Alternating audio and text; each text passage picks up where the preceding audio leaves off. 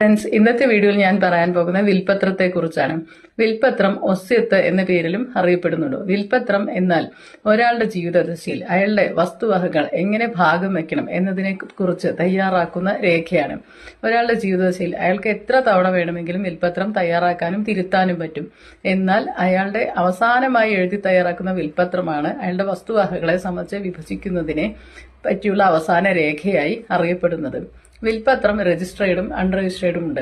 കൃത്യമായി തയ്യാറാക്കി അതിന്റെ സ്റ്റാമ്പ് ഡ്യൂട്ടി കൃത്യമായി അടവാക്കി രജിസ്റ്റർ ഓഫീസിൽ രജിസ്റ്റർ ചെയ്യുന്നതാണ് രജിസ്ട്രേഡ് വിൽപത്രം. അൺരജിസ്ട്രേഡ് വിൽപത്രവും കോടതിയിൽ രേഖയായി സ്വീകരിക്കുന്നതാണ്. എന്നാൽ രജിസ്ട്രേഡ് വിൽപത്രത്തിന്റെ നിയമസാധുത പൊതുവെ ചാലഞ്ച് ചെയ്യപ്പെടുന്നത് കുറവാണ്. വിൽപത്രം തയ്യാറാക്കുന്നതിന് ഒരാൾക്ക് 18 വയസ്സ് പൂർത്തിയാവേണ്ടതാണ്. ഒപ്പുവെക്കുന്ന സാക്ഷികൾക്കും 18 വയസ്സ് പൂർത്തിയാക്കേണ്ടതാണ്. വിൽപത്രം തയ്യാറാക്കി കഴിഞ്ഞാൽ നിങ്ങൾ കൃത്യമായ ഒരു ലോക്കർ സംവിധാനത്തിൽ സൂക്ഷിച്ചു വെക്കേണ്ടതാണ്.